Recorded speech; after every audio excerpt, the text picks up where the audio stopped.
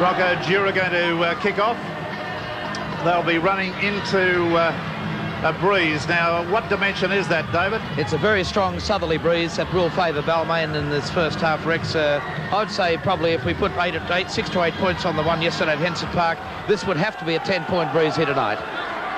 Okay, well, they've let it bounce to start with. Hemsley falls on it. Maguire had the opportunity to get that on the full and didn't do so. About 18 yards out from their line at the moment. Onto Elias, tearing his way upfield. Elias there, a dummy half. There was a failure to get out of the 5 yards there by St George. Now referee Harrigan keeps them apart all night. We'll get good football. If there's going to be a problem for the Tigers, it's in their back row. They really don't have too many running forwards. Wayne Pearce is going to have to cover the workload there. Paul Surinen's out of form. He's in reserve grade. Look for Balmain to work a lot down short blind sides. They'll be taking 1 or 2 rucks into the middle, looking down the blind side. Wayne Pearce will be the runner, or maybe posting a centre aside. So look also for Ross Conlon and Gary Schofield. Meanwhile, from the tap restart, it's Clark getting buried about 3 metres from the halfway line. Elias, Neal. Maguire goes through one tackle, just gets unseated. Gets over the halfway line. We're right in the middle of the field, and he's already apparently suffered some damage to himself. He can't play the football. He's going to, Mr. Harrigan's going to direct somebody to play it for him. Well, he's lying there rolling around in pain at the moment, but this is what the rules are. Out to Clark. Clark surges straight at the St George lot. Elias, Gale getting that kicking game going. Ball probably going to the in-goal area at will. Gordon's got it. He's a fleet-footed winger. Comes out in about 4 metres. Rocco Dura at dummy half. Little Williams can be a very elusive runner. Beattie runs a few yards from dummy half. Johnson, Craig Young. Oi, strong stuff there. Hemsley took him high, and now the referee's going to call a stoppage of play because they're back where the injury to Maguire has taken place. And the story is, David? I've just been speaking to the Balmain doctor, Dr. David Clifford. He's just informed me that Maguire, in fact, has very badly torn rib cartilage. At this stage, they're unprepared to move him, so I'd say that probably the stretcher will come out there. The stretcher has been called for, Rex. Yes, Brian Johnson's seen there is flying out with the State of Origin team tomorrow, playing for New South Wales against Queensland in LA. Given a special dispensation to play tonight.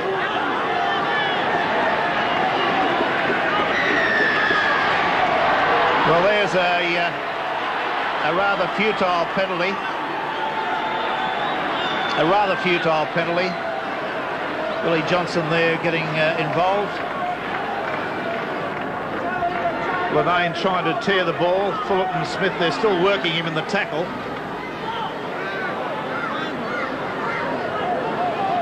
And at that point, it all should have come clear, but no, it didn't.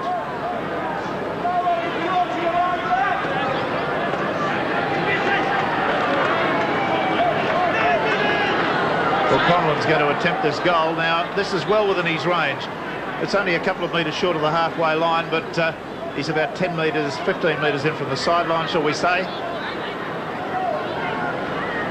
Well, Conlon's the leading point scorer in the 1987 Rugby League. 5 tries and 73 goals from 112 attempts. Well, he's made a liar of me. He hasn't kicked it dead, and he hasn't kicked it.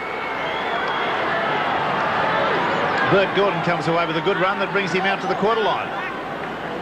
That was a very tentative sort of a kick. Didn't seem to get a good strike on it at all. Craig Young off the edge of the ruck. Made a bit of a bust. That's a good pass. Oh, and he got a pass away at the end of it. It's gone to ground, and Balmain are up with it.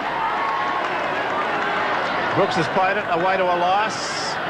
Out to Gale. I think Elias probably went the wrong way then. To the right was the way to go. Easy to sit up in the commentary position and make a statement like that, but that's where the opposition weren't. And mauling the player in the tackle, holding down from Craig Young, who looks very disgusted. at the whole business, but that's the way the rules are, and they're being played in Sydney under that rule at present. Well, Benny's certainly attracting them like flies tonight. And whilst he was unfortunate that first attempted goal, Ross Conlon, this is well within his range on this occasion, and you just can't give a man like this too many attempts at goal. Right, about 3 metres outside the quarter, about 15 metres in from the sideline. The flags on top of the poles there at the end of the ground tell us that it's coming downfield almost straight. Well, he's pushed it way to the right and failed to kick it dead again. Well, he must be very unsure of his footing. Is it particularly slippery out there, David? No, it's not, Rex. It is soft underfoot, but I think he overcorrected for the breeze. The breeze is coming, would have been across his right shoulder. I think he's hoping it would have drifted back with the breeze, but on both occasions, it's let him down. Well, there's a couple of, well, certainly one miss that is a little bit unpardonable, but anyway, we're on with the business. There's the drop kick. It'll be taken by Sinclair, drops it behind him, goes back, fields it again. Elias at dummy half. Out to Pearce. Pearce going with utter determination up the blind side. Elias, Neil, Conlon. On to Brooks, who runs straight into a gap. Looks for support. Was just about to try to get a pass away there when he was unseated by Brian Johnston. Schofield. Neil. Away to Sinclair. Quick play the ball here and they move it right. Clark goes hard right. Gets to within about 9 metres of the line. Elias, Neil, the run-around move. Beautiful pass there to Pearce. He got the pass away there to a support player, and the player Sigsworth has lost the football. That's the turnover there for St George on the 6th tackle. A good move by Balmain in searching. They're starting to work that short blind side. They just run one out to the short line, then set up their open side. And they're starting to hit around the 5-8 area. 1 and 2 passes out on the ruck with some dummy runners. Excellent play. Back to the quarter line comes St George. And there is a penalty against Balmain. The double markers not standing directly behind each other. Johnson, Wilfred Williams. Oh, he's given himself up there. There's a penalty to Balmain. Ran behind one of his own players and immediately gave himself up. Just watch it again and see. Well, he definitely gave himself up there, but I just do doubt, in fact, if he really did interfere with any defence. He stopped. He was going nowhere. No, he need do nothing except aim directly at the goal with this one. That's exactly what he's done. He's got the points. Balmain 2, St George 0. Johnson, Lanane, Robinson. Johnson coming through straight and hard, made the bust early, got picked up by the cover. It's only about 14 metres out now. Lanane, Glanville. Conlon's the tackler and can't seem to let him go. Johnson runs from dummy half, finds a bit of a gap to run into. He's only about 7 metres out. Up the blind side they go. Glanville steps. Evaded one tackle. Lanane. Little kick forward. He didn't need to do that, I didn't think. Lanane has scored. Robinson has scored, rather. It's an astonishing try. I believe that he was in the clear. He pivoted and came back, and I believe he was in the clear. I don't believe he needed to kick. See it again. The Balmain defence back on the inside is to blame here. Robinson looked outside. He had nowhere to go. No one covering on the inside. Sinclair was in his way. He had to just do a little chip through. Nobody was in the in-goal area. But this defence on the inside, not moving up and covering across on the inside. There's the gap you can see in front of you there. All of a sudden, Bruce Sinclair says, I better get there. Far too late. He couldn't trouble him. Robinson just chipped ahead. Nobody in the in-goal area. And Balmain a real shock and back on their heels. You'll see an even better view of this defence just knocking off on the inside of the ruck. They certainly did their job outside, but that inside line should have been up there in the same level, cutting off any chance of coming back the other way. But good clear thinking from the 5'8", Steve Robinson. Steve Robinson, formerly with the Penrith club, has been an up-and-down player for St George. He was bought as the answer to their 5'8" problems. Bronco Dura will take the kick. Piled that over very well, so the score now remains St George 6, Balmain 2. Balmain 2. Sigsworth, Schofield, not being very involved. Schofield only touched the ball a couple of times in the opening stanza. Clark. Some of the Balmain players need to up their work rates a little bit. Neil, Conlon, beautiful pass. Oh, he's been decked hard there by Johnson. Sigsworth, the ball came to him, but he was hit at exactly the moment. He's still down on his hands and knees, but Robinson's in possession for the St George side. Lanane changes direction, out to Dura. Dura looking for Lanane again. He's got it to Johnson. Johnson going straight and hard. He's going to score. It's a beautiful try to Brian Johnston. Really showed his pace there. This fellow's one of the most professional backs in Sydney Rugby League. He and Beattie. See it again. Well, I had my eyes on Phil Sigsworth looking at him after taking that heavy knock. He had moved across to the left-hand side of the field. St George switched play straight across back over onto their left-hand side of the ruck, and I thought Sigsworth was out of position. Michael Neal tried to get across in cover defence. Sigsworth was caught back on the other side of the ruck, well out of position. The change of play worked perfectly. They caught them out in numbers fashion out wide and too much pace, and Sigsworth, as I say, just coming into picture now after trying to make that yardage up from back on the other side of the ruck. But this man's special dispensation to play for St George tonight and then catch up with the New South Wales team in Los Angeles, and that's the bonus for them in this first half. Brian Johnston, 28 years of age, sales rep, joined St George in 1980.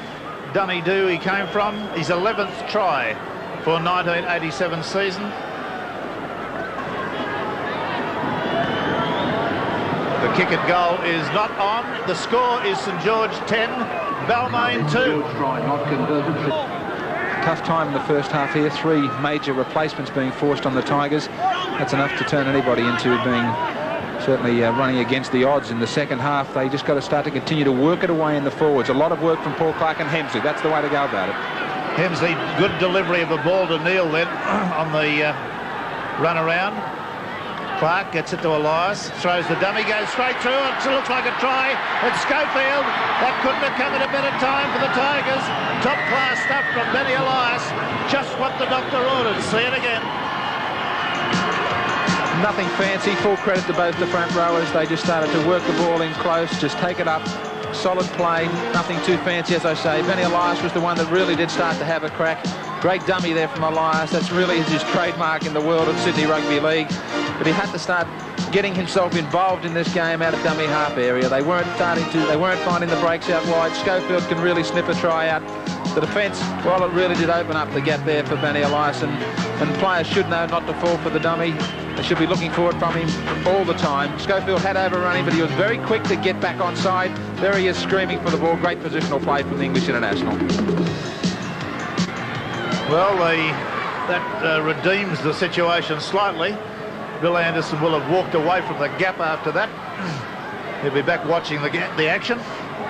Conlon will be kicking now from a metre inside the right-hand touchline and a metre out from the quarter line.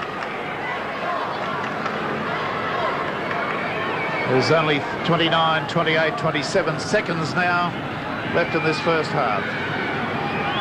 Conlon. He's kicked the goal. That's an astonishing kick, and that will just about take us out. We've only got 12 seconds now before half-time, so the score has been reduced. St George 10, Balmain 8. Well, in the meantime, there's been a penalty awarded here against Balmain to St George. And you can see it again on the replay, just what happened. Well, David Brooks was caught underneath the St George player here, and a bit of by-play by the St George player, I would say, on the blind side there, laying on top of the shoulder and the arm of David Brooks. He couldn't do anything else but appeal to the referee, and, well, it fell on deaf ears, and I think Bill Harrigan was wrong in awarding the penalty to St George. The referees are never wrong. They're always right. Bronco Dura has another kick at goal from 9 metres out and about, 15 metres in from the popular side, hillside stand. I'm not terribly sure about Bronco's goal kicking. He does kick a lot of goals. I've seen him miss a lot of goals. Billy Nope playing in number 23. There's Bronco Jury's kicked that one, no doubt in the wide world about it. So there's the scoreline that says St George 12, Balmain 8. You never fight when you've got possession, son. Davies is the transgressor. Hemsley, away to Neil. Swinging your arms, throwing punches with one hand is just not on. Elias, Conlon, Schofield, beautifully to Pearce, back inside, magically handled by Sigsworth. Sigsworth going strongly, but the line is taken out of it and takes the cameraman out of it too.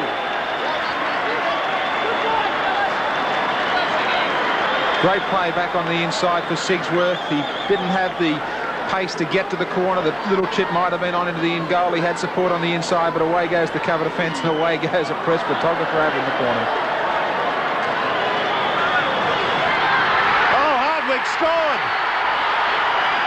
Amidst all the furore and all the fuss with the photographer getting belted, the scrum's gone down. Against the feed, Balmain have come up with a Hardwick try. And St George arguing if Hardwick was onside. That scrum did screw. It does make you wonder whether in fact he was onside. The scrum had screwed well and truly towards the St George try line. From that angle it does look as though Hardwick must have been coming from an offside position. Here it is again. Well, it's touch and go, but to me it looked as though the ball had come out just in line with the back of the Balmain scrum there, but more or less it was swinging towards the St George try line. It'll do me for a try anyway. It's on the board, so it's now 12-all. Balmain have climbed back. Craig Young's having plenty to say in goal. Conlon's got a kick that can put them in front, and it's all hotting up here with only about 19 and a half minutes to go.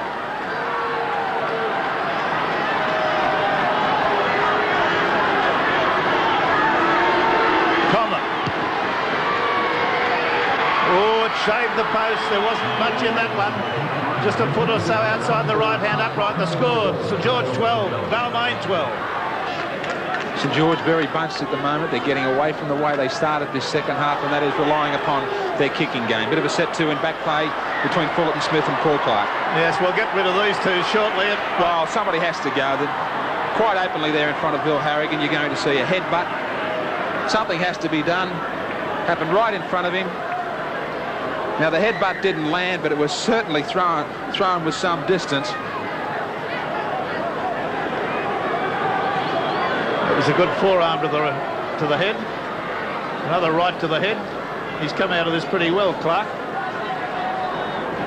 Well, if it goes right, it's this duration right to the end here. You'll see the headbutt coming from Fullerton Smith. It's another right. There it goes. That missed. Yes, well, I think he was out-punched 10-1 there. Well, I think Wally Fullerton Smith extremely lucky that he's only got away with 10 minutes. The penalty goes to Balmain. Somebody's made a comment. They've walked him another 10 metres. And really, I do feel very sorry for St George in a way, because to have got themselves into a winning position, to then have it torn away from them is rank stupidity, I know, but it's also a very unsettling situation. I was just starting to say prior to that dust between Clark and Fullerton Smith that they were starting to bunch and get away from the way they started the second half. Billy Anderson will be happy with that, the fact that they're not resting on that kicking game. Lanane showed they've got the breeze at their backs. They picked off 40 and 50 metres in 2 kicks. That's the way they should have been resting. The ball should have been down on the Balmain quarter line. Instead, Ross Conlon only on the St George quarter line and just to the side of the post, a chance for 2 points. Ross Conlon only about 15-20 metres off centre, a yard outside the quarter. He's got the goal, so the scoreline now reads Balmain 14, St George 12. Billy Noak. Another replacement coming out for St George. David. Graham Winter's coming on in the St George side. At this stage, I don't know who for, but John Owens is coming on to replace Benny Elias, who has a groin strain. Well, St George have come up with some pretty good action here. They've got themselves down into the area. There's a kick through. They've got And I believe it's a try to Johnson, to Beattie. A try to Beattie from a grubber kick through, which caught the Balmain side absolutely hopping. See that again, it's a beauty. Plenty of feeling between these two sides. Billy Anderson himself said it in the first half that they knew St George would chip kick and kick along the ground for the in-goal area of Balmain. He said he wasn't happy with the way they didn't tidy it up in the first half. Well, he certainly wouldn't be happy for it to happen again. Great reading of the play, though, by Michael Beattie. He saw that there was a gap open for him. He kicked ahead. He was on the burst. Phil Sigsworth was not in front of the try line. He should have been trying to cover that in-goal area by standing shallow, still in the field of play. But Beattie read the play perfectly. There was the gap. Very difficult to stop, I guess, in a way. But Billy Anderson said they were trying to guard against it, but that's 2 tries in that situation tonight for St George. Duran. He's kicked the goal from the sideline. It's a beautiful kick. Raise the flag. St George now lead by 18 points to 14.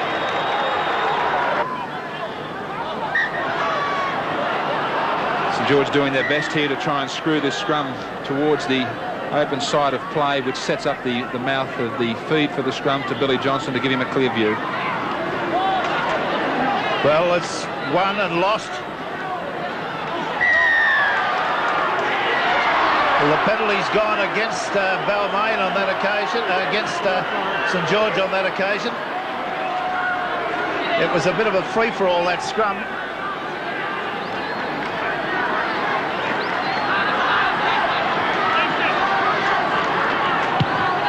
About 3.5 minutes to go by our time. 18 points to 14. Balmain with a penalty have got 6 tackles within 30 metres of the line. Davies.